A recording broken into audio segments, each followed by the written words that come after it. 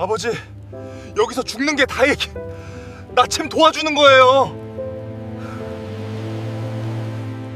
폭설이 쏟아지는 강원도 산속 한 남자가 차창을 올리며 가속 페달을 밟습니다. 100m에는 100발의 노인이 손바닥으로 유리창을 두드리며 절규하고 있었습니다. 하지만 남자는 100m조차 보지 않았습니다. 그의 이름은 차건우 39세, 성진강업 회장의 외아들이었습니다. 이 비정한 장면이 벌어진 데에는 아주 충격적인 이유가 있었습니다. 사흘 전 건우는 서울 강남의 한 고급 호텔 라운지에 앉아 있었습니다. 테이블 위에는 투자 계약서가 놓여 있었고 그 옆엔 500억 원 규모의 신규 사업 제안서가 펼쳐져 있었습니다. 건우는 떨리는 손으로 샴페인 잔을 들어 올렸습니다. 이번만 성공하면, 이번만 성사되면 다 끝나. 하지만 그의 손등에는 시커먼 멍자국이 번져 있었습니다. 불과 일주일 전 불법 사채업자에게 맞은 흔적이었습니다. 건우는 지난 3년간 아버지 몰래 회사 자금을 빼돌려 부동산 투기와 해외 선물 거래에 손을 댔습니다. 결과는 참담했습니다. 80억의 빚더미, 그리고 투자자들의 고소장 세례. 아내 민소희는 매일 밤 히스테리를 부렸습니다. 당신 아버지한테 빌어. 회장님이잖아. 돈 있잖아. 아버지가 알면 다 끝이야. 상속도 회사도 다 날아가. 건우는 그렇게 대답했지만 사실 그에게도 다른 선택지는 없었습니다. 채권자들은 이미 그의 발목을 단단히 붙잡고 있었고 투자사는 회장님의 직접 보증 없이는 단 한 푼도 투자할 수 없다는 최후 통첩을 보내왔습니다. 그날 밤 건우는 아버지 차승만 회장을 찾아갔습니다. 승만 회장은 서재에서 낡은 사진첩을 펼쳐보고 있었습니다. 사진 속엔 젊은 날의 승만과 갓 태어난 아들 건우가 함께 웃고 있었습니다. 최근 들어 승만의 기억력은 점점 흐려지고 있었습니다.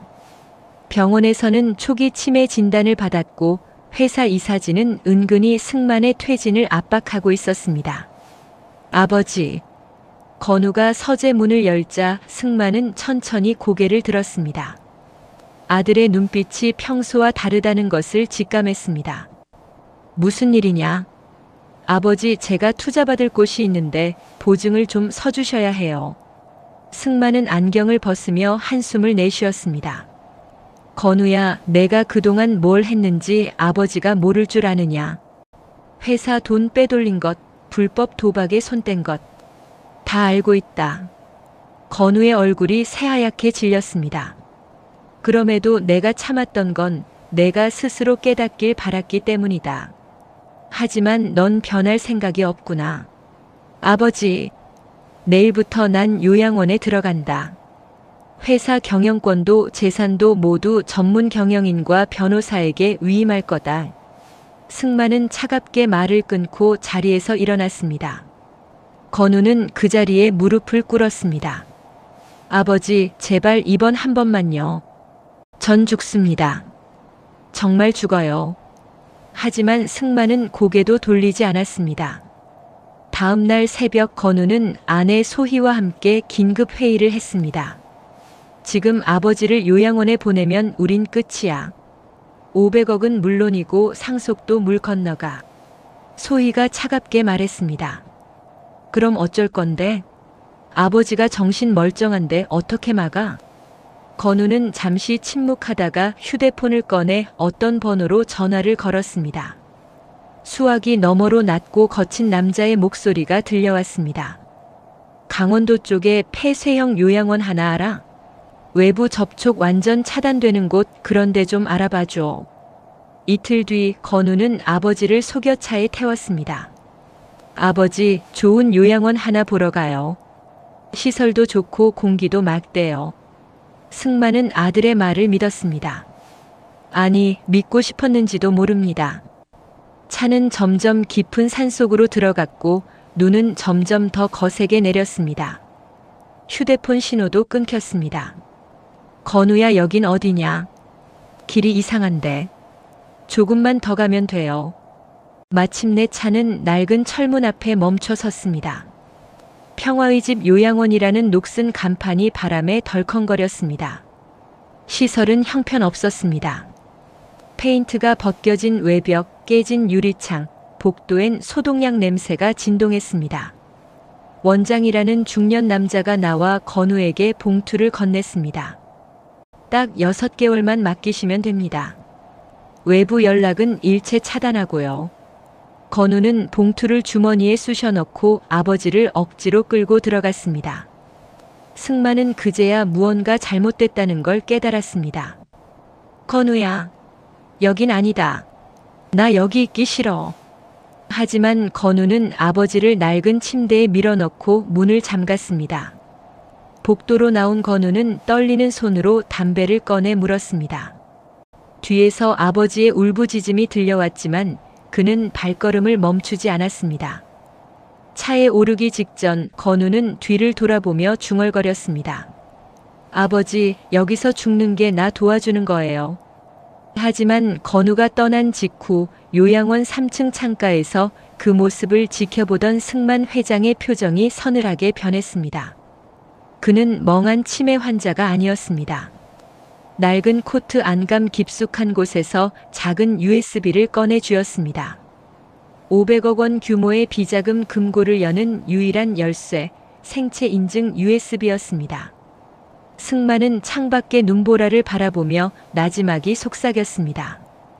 결국 내가 내 손으로 짠 지옥에 들어오는구나, 건우야. 그 순간 산 아래 톨게이트에 도착한 건우의 휴대폰이 요란하게 울렸습니다. 투자사 대표의 목소리는 차가웠습니다. 차 이사님, 회장님의 실물 생체 인증이 없으면 계약은 무효입니다. 그리고 위약금 100억 내일까지 입금하셔야 합니다. 건우의 얼굴에서 핏기가 싹 가셨습니다. 뭐라고요? USB 없이는 단 한 푼도 못 받습니다. 전화가 끊겼습니다. 건우는 비명을 지르며 핸들을 쳤습니다. 그리고 불법 유턴을 감행하며 다시 눈보라 속으로 차를 몰았습니다. 하지만 그가 돌아갈 그곳엔 이미 아버지는 없었습니다. 숨이 턱까지 차올랐습니다. 건우는 눈보라를 뚫고 다시 요양원 앞에 도착했습니다. 브레이크를 밟는 것도 잊은 채 차에서 뛰어내렸습니다. 철문을 발로 걷어차며 소리쳤습니다. 문 열어. 아버지, 아버지 어디 있어? 원장이 황급히 뛰어나왔습니다. 건우는 그의 멱살을 잡았습니다. 우리 아버지 어디 갔어? 어디 있냐고. 이 사람이 갑자기 왜 이래요? 1시간 전에 변호사가 와서 모셔갔다니까요. 건우의 손에서 힘이 빠졌습니다. 변호사? 무슨 변호사? 모르겠어요. 서류 다 갖춰왔고 회장님도 멀쩡하게 따라가셨어요. 건우는 원장을 밀쳐내고 요양원 안으로 뛰어들어갔습니다. 복도를 지나 아버지가 있던 방문을 열었습니다. 하지만 그곳엔 아무도 없었습니다. 차갑게 식은 침대만이 덩그러니 놓여 있었습니다. 이게 무슨... 건우는 방 안을 뒤지기 시작했습니다. 베개를 집어던지고 서랍을 열어젖혔습니다. 하지만 USB는 어디에도 없었습니다. 차에 대기하고 있던 아내 소희가 안으로 들어왔습니다. 찾았어?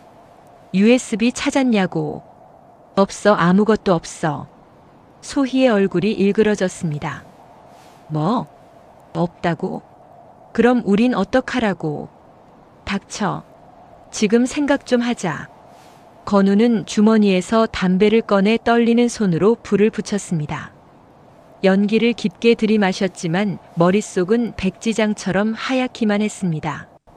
소희가 방 안을 둘러보다가 구석에 놓인 낡은 작업복을 발견했습니다. 저거 시아버지가 입고 온 옷이잖아. 두 사람은 동시에 작업복에 달려들었습니다. 주머니를 뒤지고 안감을 찢고 단추를 하나씩 떼어냈습니다. 소희는 옷을 바닥에 내던지며 발로 짓밟았습니다. 이 낡은 옷 어딘가에 숨겨놨을 거야. 더 찢어봐. 건우는 작업복을 갈기갈기 찢었습니다. 천 조각이 사방으로 흩어졌습니다. 하지만 USB는 나오지 않았습니다. 시발. 도대체 어디 있는 거야? 건우는 벽을 주먹으로 쳤습니다. 피가 배어나왔지만 아프지 않았습니다. 그때 건우의 휴대폰이 울렸습니다. 문자 한 통이 도착했습니다. 발신자는 아버지였습니다. 건우는 떨리는 손으로 메시지를 열었습니다. 건우야, 놀랐니? 아버지는 멀쩡하단다. 내가 원하는 USB와 나머지 재산을 받고 싶으면 조건을 들어라. 전국의 요양원 100곳을 직접 방문해서 무릎 꿇고 봉사하는 영상을 찍어 매일 나에게 보내라. 영상 하나당 1억씩 100개를 채우면 USB의 위치를 알려주마. 단 하루라도 빠지면 모든 재산은 사회에 환원된다. 건우는 휴대폰을 바닥에 집어던졌습니다. 미쳤어. 완전히 미친 거야. 소희가 휴대폰을 주워 메시지를 읽었습니다. 그녀의 입에서 비명이 터져 나왔습니다. 100곳? 매일? 이게 말이 돼? 저 노인네가 날 가지고 노는 거야. 건우는 머리를 쥐어뜯었습니다. 하지만 선택지는 없었습니다. 위약금 100억은 이미 내일까지 입금해야 했고 사채업자들은 매일 협박 전화를 걸어왔습니다. 소희가 차갑게 말했습니다. 해. 어차피 방법이 없잖아. 뭐? 100일이면 100억이야. 일단 그거라도 받아야 빚이라도 갚지. 그리고 USB 찾아서 나머지 다 챙기면 돼. 건우는 아내를 빤히 쳐다봤습니다. 그녀의 눈엔 돈밖에 보이지 않았습니다. 좋아하자. 하면 되는 거 아냐? 다음 날부터 건우의 순례가 시작되었습니다. 첫 번째 요양원은 서울 은평구에 있었습니다. 건우는 정장을 차려입고 카메라를 들고 들어갔습니다. 소희가 카메라를 들고 건우는 노인들 앞에 무릎을 꿇었습니다. 안녕하세요. 저는 성진강업 차건우입니다. 오늘 이곳에 봉사를 하러 왔습니다. 목소리는 떨렸지만 표정은 억지로 만든 미소로 가득했습니다. 건우는 노인들의 손을 잡고 식사를 나르고 휠체어를 밀었습니다. 카메라가 돌아가는 내내 그는 완벽한 효자였습니다. 하지만 촬영이 끝나자마자 건우는 화장실로 달려가 손을 씻었습니다. 노인네들 손에서 냄새나. 진짜 못해 먹겠네. 소희가 옆에서 손 세정제를 건네며 말했습니다. 참아. 100일만 참으면 돼. 열흘이 지났습니다. 건우는 매일 다른 요양원을 찾아다녔습니다. 경기도, 인천, 충청도. 그는 카메라 앞에서 눈물을 짜내고 노인들에게 절을 올렸습니다. 하지만 촬영이 끝나면 복도 구석에서 침을 뱉고 직원들에게 짜증을 냈습니다. 이거 언제까지 해야 돼? 미치겠네 진짜. 소희는 영상을 편집하며 말했습니다. SNS 반응 좋아. 사람들이 당신 착하다고 난리야. 이거 나중에 이미지 관리에도 도움될 거야. 건우는 코웃음을 쳤습니다. 이미지? 지금 그게 중요해? 500억만 찾으면 이미지고 뭐고 필요 없어. 한 달이 지났습니다. 건우는 30개의 요양원을 돌았습니다. 그의 통장엔 아버지로부터 30억이 입금되어 있었습니다. 하지만 빚을 갚기엔 턱없이 부족했습니다. 어느 날 건우는 전라도의 한 시골 요양원을 방문했습니다. 그곳에는 90세가 넘은 할머니 한 분이 휠체어에 앉아 창밖을 바라보고 있었습니다. 건우는 카메라를 켜고 할머니 앞에 무릎을 꿇었습니다. 할머니, 제가 오늘 봉사하러 왔어요. 할머니는 천천히 고개를 돌려 건우를 바라봤습니다. 그리고 나지막이 말했습니다. 너 눈이 죽어 있구나. 건우는 화들짝 놀랐습니다. 네. 봉사는 마음으로 하는 거야. 내 눈엔 돈밖에 안 보여. 할머니는 더 이상 말하지 않고 다시 창밖을 바라봤습니다. 건우는 멍하니 그 자리에 앉아 있었습니다. 카메라는 여전히 돌아가고 있었지만 그는 아무 말도 할 수 없었습니다. 그날 밤 숙소로 돌아온 건우는 술을 마셨습니다. 소희가 옆에서 영상을 확인하며 말했습니다. 오늘 영상 별로야. 다시 찍어야 할 것 같은데. 건우는 소주잔을 단숨에 비우며 말했습니다. 그냥 보내. 귀찮아. 뭐? 1억 날리게? 닥쳐. 내가 알아서 해. 건우는 소리를 지르고 자리에서 일어났습니다. 밖으로 나가 담배를 피우며 밤하늘을 올려다봤습니다. 멀리서 별이 반짝였습니다. 문득 어린 시절 아버지와 함께 별을 보던 기억이 떠올랐습니다. 건우야, 저 별 보이니? 저건 북극성이란다. 길을 잃었을 때 저 별을 보면 집으로 돌아갈 수 있어. 아버지의 목소리가 귓가에 맴돌았습니다. 건우는 고개를 저었습니다. 아니야, 지금은 아니야. 그는 담배를 던지고 다시 안으로 들어갔습니다.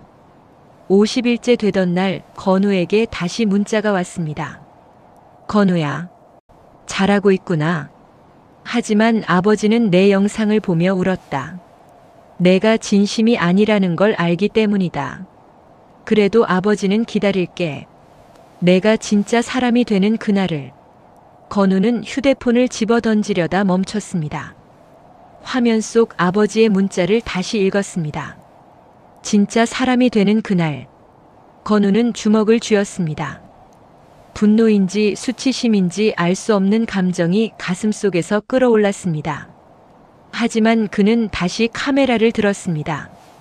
5,000번째 요양원을 향해 차를 몰았습니다. 500억.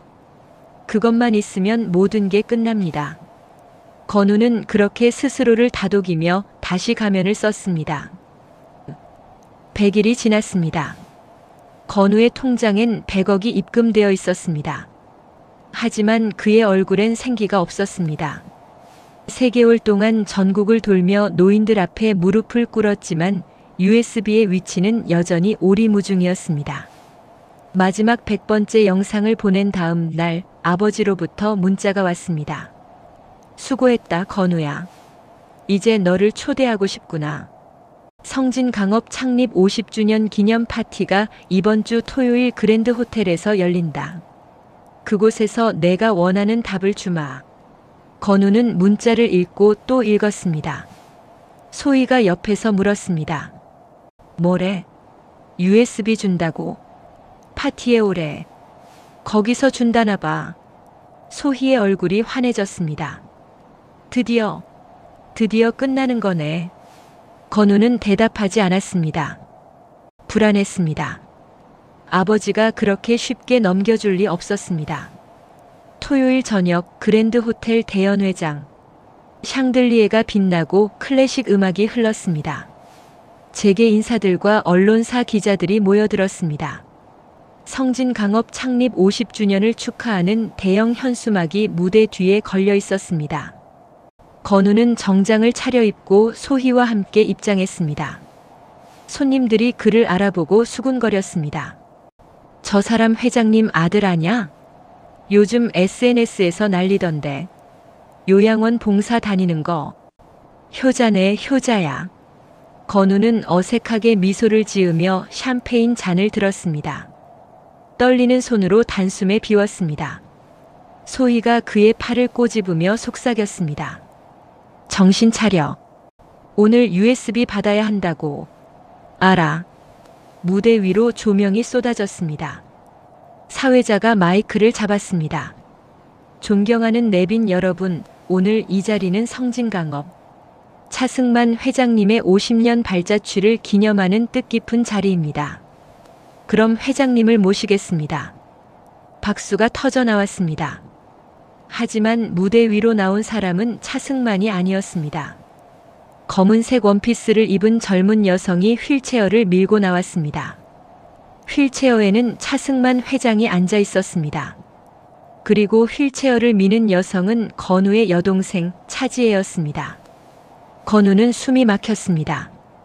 지혜. 5년 전 아버지와 크게 싸우고 미국으로 떠났던 지혜였습니다. 건우는 지혜가 이미 가족과 연을 끊었다고 생각했습니다. 지혜는 건우를 향해 시선을 돌렸습니다.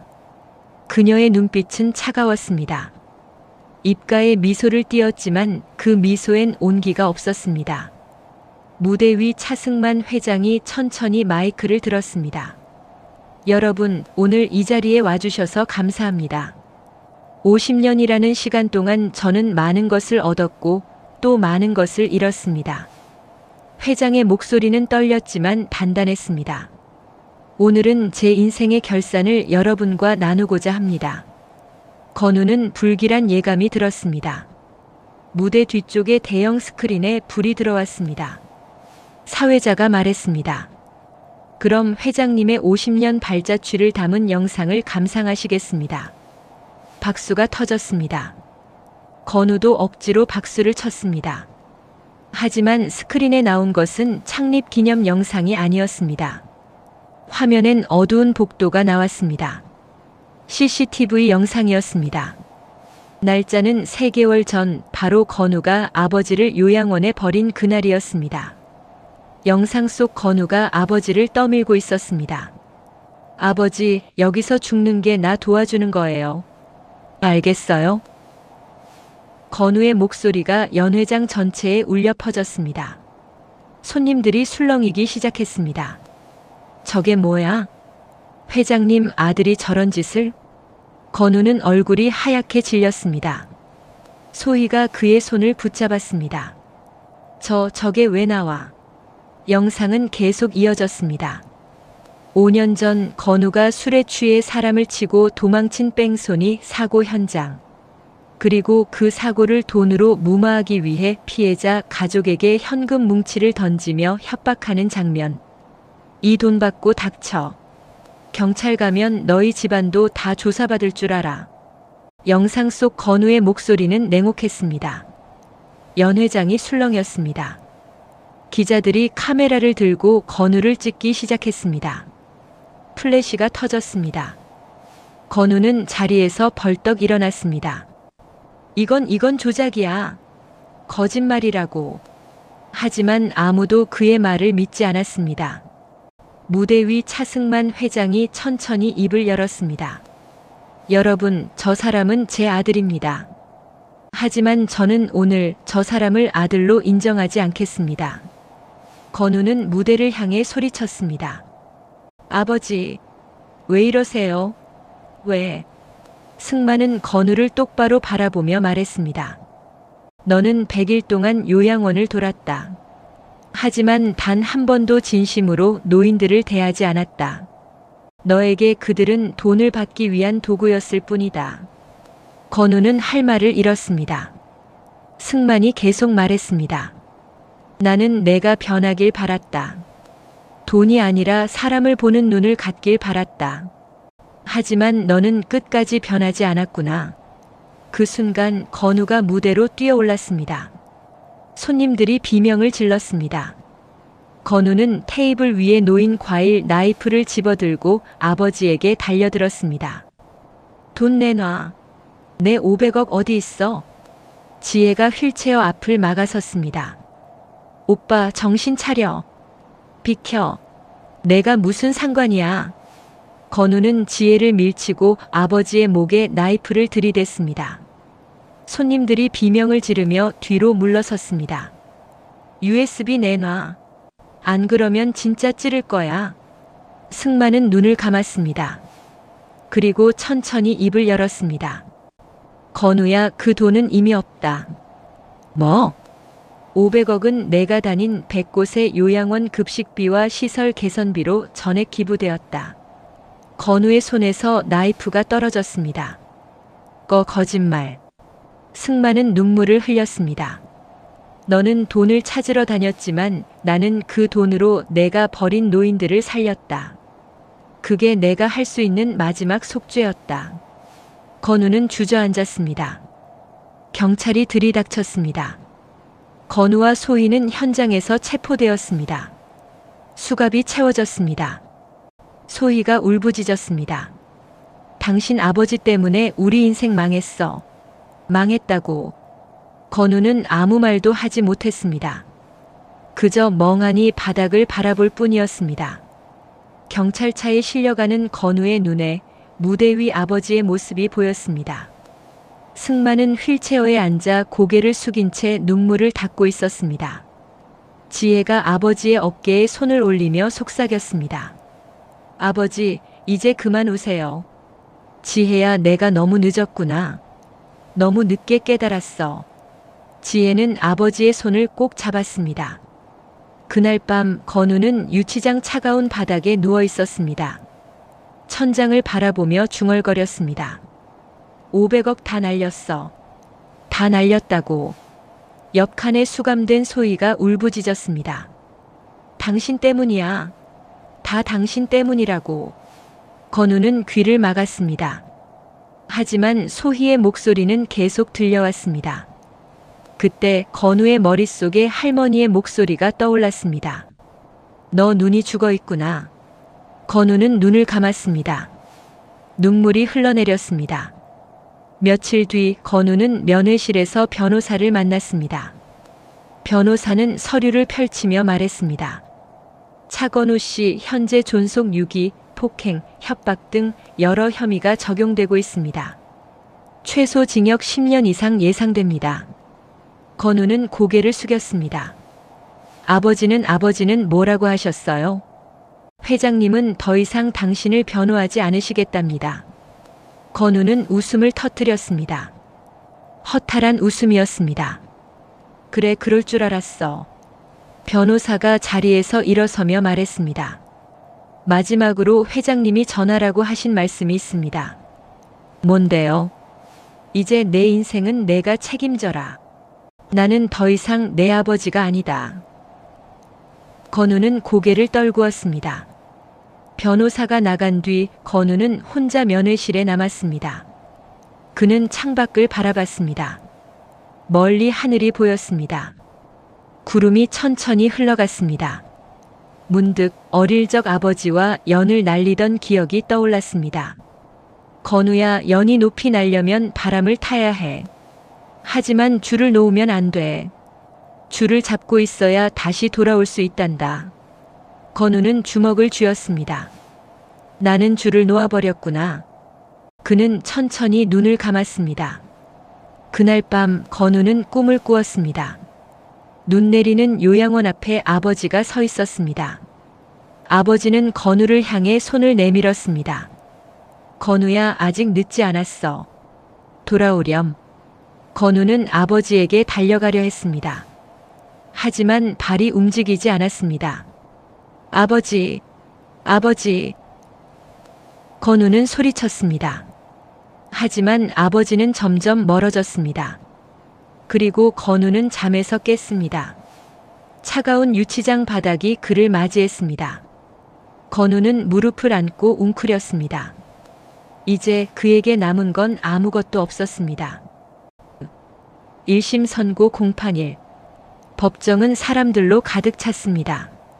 기자들이 카메라를 들고 대기했고 방청객들은 숨죽인 채 피고인석을 바라봤습니다.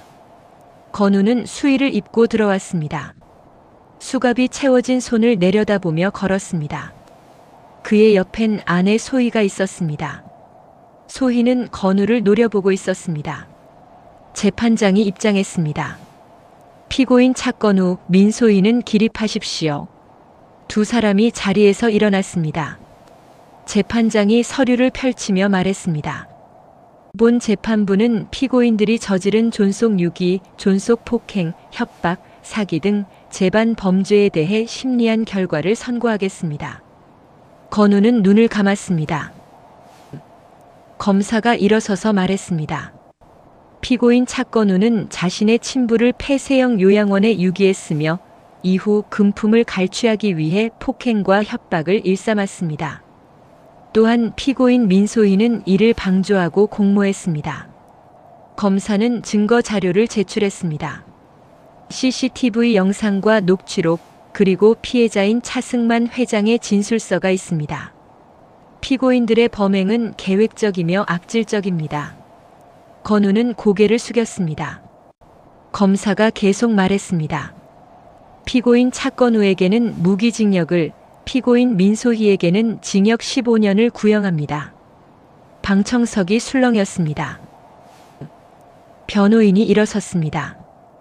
재판장님, 피고인 차건우는 사업 실패와 빚 독촉으로 인한 극심한 스트레스 상태에 있었습니다. 그의 행동은 일시적 정신 착란의 결과입니다. 검사가 반박했습니다. 일시적 착란이라고 보기엔 너무나 치밀했습니다. 피고인은 요양원을 사전 답사했고 원장에게 금품을 제공했으며 아버지의 행방을 조작했습니다. 변호인은 할 말을 잃었습니다. 재판장이 물었습니다. 피고인 차건우, 최후 진술하십시오. 건우는 천천히 자리에서 일어났습니다. 목소리가 떨렸습니다. 저는 변명하지 않겠습니다. 제가 한 짓은 용서받을 수 없는 일입니다. 방청석이 조용해졌습니다. 건우가 계속 말했습니다. 하지만 한 가지만 말씀드리고 싶습니다. 저는 돈이 전부인 줄 알았습니다. 돈만 있으면 모든 게 해결된다고 믿었습니다. 그게 제가 저지른 가장 큰 잘못이었습니다. 그때 증인석으로 한 사람이 들어왔습니다. 차승만 회장이었습니다. 건우는 숨이 막혔습니다. 아버지와 눈이 마주쳤습니다. 하지만 승만은 시선을 돌렸습니다. 재판장이 물었습니다. 증인 차승만 선서하십시오. 승만은 선서문을 읽었습니다. 그리고 증인석에 앉았습니다. 검사가 물었습니다. 증인께서는 피고인 차건우와 어떤 관계입니까? 혈연상으로는 부자 관계입니다. 하지만 저는 더 이상 그를 아들로 여기지 않습니다. 건우는 고개를 떨구었습니다. 검사가 계속 물었습니다. 피고인이 증인을 요양원에 유기했을 때 어떤 심정이었습니까? 승만은 잠시 침묵했습니다. 그리고 천천히 말했습니다. 처음엔 분노했습니다. 내가 평생 키운 아들이 날 버렸다는 사실에 치가 떨렸습니다. 승만의 목소리가 떨렸습니다. 하지만 곧 깨달았습니다. 이건 내 잘못이라는 걸. 나는 아들에게 돈 버는 법만 가르쳤지 사람 되는 법은 가르치지 않았습니다. 방청석에서 흐느끼는 소리가 들렸습니다. 승만이 계속 말했습니다. 재판장님, 제 아들은 그날 요양원 정문 앞에서 이미 죽었습니다. 여기 앉아있는 자는 제 자식이 아니라 탐욕의 눈먼 괴물일 뿐입니다. 건우는 눈물을 흘렸습니다. 아버지. 승만은 건우를 바라보지 않았습니다. 검사가 물었습니다. 증인께서는 피고인에게 어떤 처벌을 원하십니까? 승만은 눈을 감았습니다. 법이 정한 대로 처벌해 주십시오. 저는 더 이상 아버지로서 그를 감싸지 않겠습니다. 증인 신문이 끝났습니다. 승만은 증인석에서 내려왔습니다. 건우와 스쳐 지나가며 단 한 번도 눈을 마주치지 않았습니다. 이번엔 피고인 민소희의 차례였습니다. 재판장이 물었습니다. 피고인 민소희, 최후 진술하십시오. 소희가 벌떡 일어났습니다. 그녀는 건우를 가리키며 소리쳤습니다. 다 저 사람 때문이에요. 저 사람이 저한테 시켰어요. 건우가 소리쳤습니다. 뭐? 당신이 매일 돈 찾으라고 닥달했잖아. 거짓말. 당신이 도박하고 빚 만든 거잖아. 두 사람이 법정에서 고함을 질렀습니다. 재판장이 망치를 두드렸습니다. 조용히 하십시오. 소희는 목에 걸고 있던 다이아몬드 목걸이를 쥐며 울부짖었습니다. 저는 아무것도 몰랐어요. 그냥 남편 말만 믿었어요. 그때 검사가 말했습니다. 재판장님, 피고인이 착용하고 있는 목걸이에 대해 감정 결과가 나왔습니다.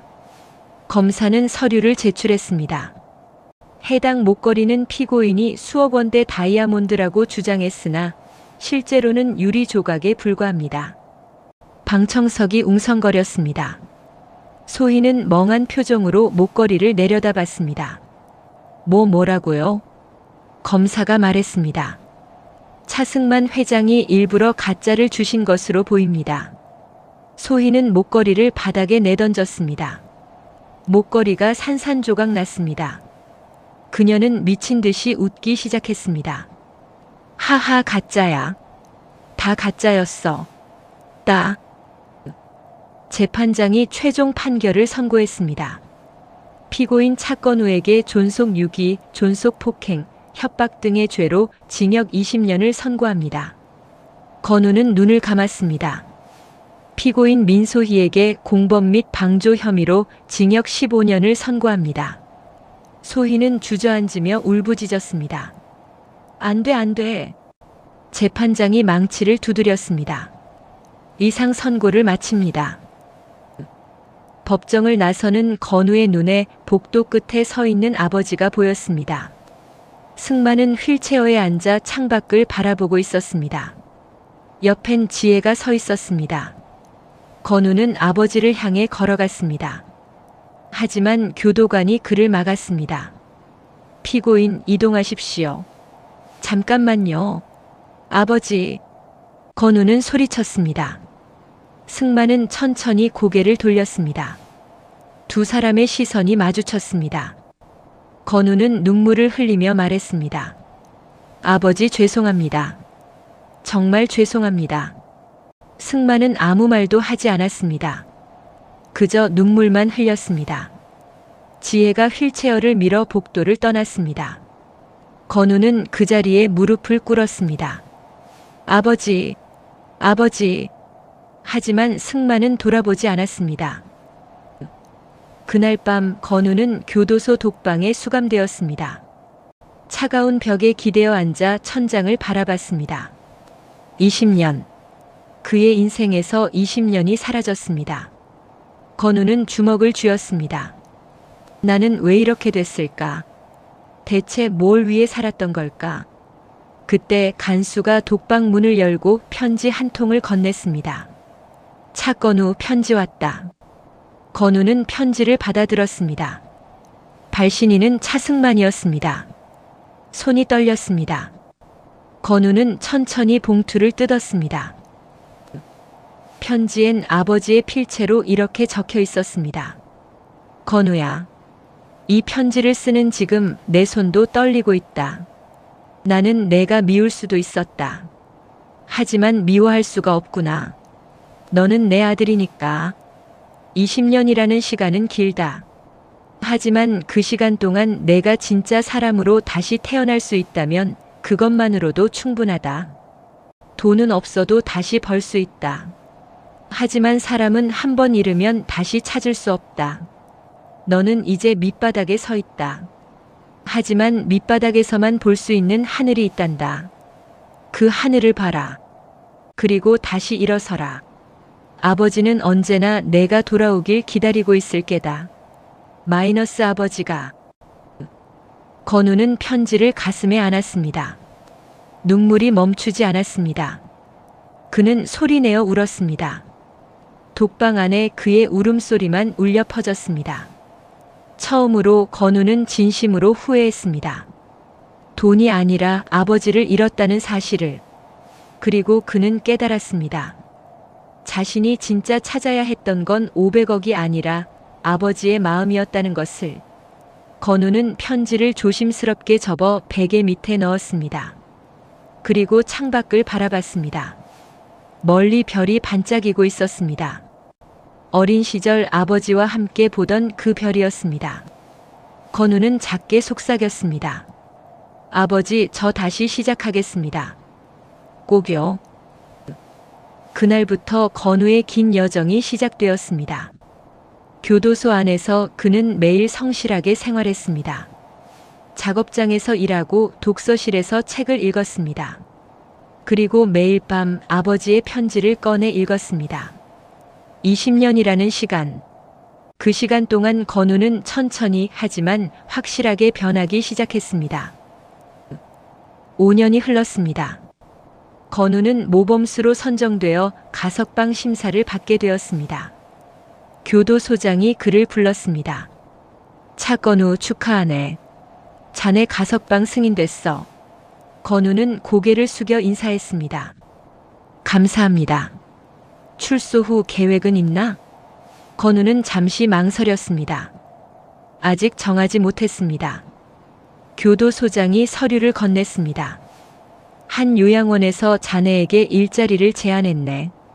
청소 보조 업무라고 하더군. 건우는 서류를 받아들었습니다.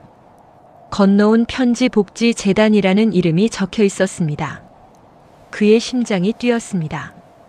이곳은 자네 아버지가 운영하는 요양원이라고 들었네. 받아들일 건가? 건우는 서류를 꼭 쥐었습니다. 예, 가겠습니다. 출소 후 건우는 시골로 향했습니다. 버스를 타고 몇 시간을 달려 도착한 곳은 작은 마을이었습니다. 논밭이 펼쳐져 있고 멀리 산이 보였습니다. 마을 입구에 건너온 편지복지재단이라는 간판이 보였습니다. 건우는 천천히 걸어 들어갔습니다. 요양원은 깨끗하고 따뜻했습니다. 복도엔 꽃이 놓여 있었고 창가엔 노인들이 앉아 햇볕을 쬐이고 있었습니다. 원장실 문을 두드렸습니다. 들어오세요. 문을 열자 여동생 지혜가 앉아 있었습니다. 오빠. 지혜는 차갑게 말했습니다. 건우는 고개를 숙였습니다. 지혜야, 오랜만이다. 앉아요. 건우는 의자에 앉았습니다. 지혜가 서류를 펼쳤습니다. 오빠는 여기서 청소보조로 일하게 될 거예요. 월급은 최저임금, 숙소는 지하창고. 불만 있어요? 없어. 그리고 한 가지 더. 아버지는 오빠가 여기 있다는 걸 모르세요. 절대 마주치지 마세요. 건우는 고개를 끄덕였습니다. 알겠어. 건우는 지하 창고에 짐을 풀었습니다. 좁고 어두운 방이었습니다. 하지만 불평하지 않았습니다. 5년 전 자신이 아버지를 버렸던 그 요양원보다는 나았습니다. 다음 날부터 건우는 일을 시작했습니다. 새벽 5시에 일어나 화장실을 청소했습니다. 변기를 닦고 바닥을 걸레질했습니다. 노인들이 쏟은 오물을 치우고 침대 시트를 갈았습니다. 처음엔 역겨웠습니다. 냄새에 구역질이 났습니다. 하지만 건우는 참았습니다. 이게 내가 아버지한테 한 짓이야. 이게. 그는 이를 악물고 일했습니다. 어느 날 복도에서 한 할머니가 넘어졌습니다. 건우는 달려가 할머니를 부축했습니다. 할머니, 괜찮으세요? 할머니는 건우를 빤히 쳐다봤습니다. 당신 어디서 본 것 같은데? 건우는 고개를 저었습니다. 처음 뵙습니다. 할머니는 고개를 갸웃거리다가 방으로 돌아갔습니다. 건우는 안도의 한숨을 쉬었습니다. 한 달이 지났습니다. 건우는 매일 같은 일과를 반복했습니다. 청소하고 식사 배식하고 휠체어 밀어드리고. 어느 날 저녁 건우는 복도 끝에서 한 노인이 창밖을 바라보는 모습을 봤습니다. 휠체어에 앉은 그 노인은 아버지였습니다. 건우의 발이 멈췄습니다. 아버지는 훨씬 늙어 보였습니다. 머리는 더 하얗게 새었고 등은 더 굽어 있었습니다. 건우는 뒤돌아서려 했습니다. 하지만 발이 떨어지지 않았습니다. 그때 지혜가 나타나 건우의 팔을 잡아 끌었습니다. 오빠, 왜 여기 있어요? 미안해. 지혜는 건우를 끌고 계단 아래로 내려갔습니다. 오빠, 약속 잊었어요? 아버지 마주치지 말라고 했잖아요. 알아. 근데 건우는 말을 잇지 못했습니다. 지혜가 한숨을 쉬었습니다. 아버지는 아직도 오빠 이야기만 나오면 우세요. 제발 조심해요. 그날 밤 건우는 잠을 이룰 수 없었습니다. 아버지의 뒷모습이 자꾸 떠올랐습니다. 다음 날 건우는 더 열심히 일했습니다. 노인들의 말동무가 되어주고 산책을 도와드렸습니다. 밤에는 책을 읽어드렸습니다. 노인들이 건우를 좋아하기 시작했습니다. 그 청소하는 젊은이 참 착하더라. 맞아요. 우리 손주 같아요. 건우는 그 말을 들으며 눈시울이 붉어졌습니다. 3개월이 지난 어느 겨울날, 건우는 오전 청소를 마치고 사물함을 열었습니다. 그 안에 도시락 하나와 털신 한 켤레가 놓여 있었습니다. 건우는 도시락을 집어들었습니다. 따뜻했습니다. 뚜껑을 열자 밥과 반찬이 정갈하게 담겨 있었습니다. 그리고 그 옆에 쪽지 한 장이 있었습니다. 건우는 떨리는 손으로 쪽지를 펼쳤습니다. 아버지의 필체였습니다. 건우야, 내가 여기 있다는 걸 처음부터 알고 있었다. 매일 내가 일하는 모습을 멀리서 지켜봤다. 처음엔 화가 났다. 하지만 시간이 지나며 알게 됐다. 너는 변했구나. 인생은 무엇을 가졌느냐가 아니라 무엇을 남겼느냐의 싸움이다. 이제야 내 아들답구나. 마이너스 아버지가. 건우는 도시락을 품에 안고 주저앉았습니다. 눈물이 쏟아졌습니다. 아버지. 그는 소리내어 울었습니다. 복도를 지나던 노인들이 멈춰 섰습니다. 한 할머니가 다가와 건우의 등을 토닥였습니다. 젊은이, 울지 마. 괜찮아. 건우는 고개를 숙였습니다. 감사합니다. 저녁 건우는 원장실 문을 두드렸습니다. 지혜가 문을 열었습니다. 오빠? 아버지 뵐 수 있을까? 지혜는 잠시 망설이다가 고개를 끄덕였습니다. 들어와요. 방 안에 차승만 회장이 앉아 있었습니다. 건우는 아버지 앞에 무릎을 꿇었습니다. 아버지 죄송합니다. 승만은 아들을 내려다봤습니다. 눈가에 눈물이 맺혔습니다. 일어나라. 아버지. 일어나라고 했다. 건우는 천천히 일어섰습니다. 승만은 건우의 손을 잡았습니다. 건우야, 너는 이미 충분히 벌을 받았다. 이제 그만 용서해라. 너 자신을. 건우는 아버지의 손을 꼭 잡았습니다. 아버지 정말 죄송합니다. 알아. 다 알아. 두 사람은 말없이 서로를 껴안았습니다. 그날 이후 건우는 공식적으로 요양원 직원이 되었습니다. 그는 매일 노인들을 돌봤습니다. 진심으로 정성을 다해. 어느 날 승만이 건우를 불렀습니다. 건우야, 너에게 줄 게 있다. 승만은 서류 한 장을 건넸습니다. 이건 요양원 공동 운영자 계약서다. 지혜와 내가 함께 이 재단을 이끌어줬으면 한다.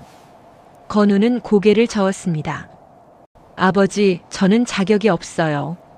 자격은 만들어가는 거다. 너는 이미 시작했어. 건우는 서류를 받아들었습니다. 눈물이 흘렀습니다. 감사합니다, 아버지. 몇 년 뒤, 건너온 편지복지재단은 전국의 10개 지점을 운영하는 큰 단체가 되었습니다. 건우는 매일 아침 요양원을 돌며 노인들과 인사를 나눴습니다. 어느 날 한 할아버지가 건우에게 물었습니다. 젊은이, 왜 이 일을 하나? 건우는 잠시 생각하다가 대답했습니다. 제가 잃어버렸던 것을 찾았거든요. 뭔데? 사람이요.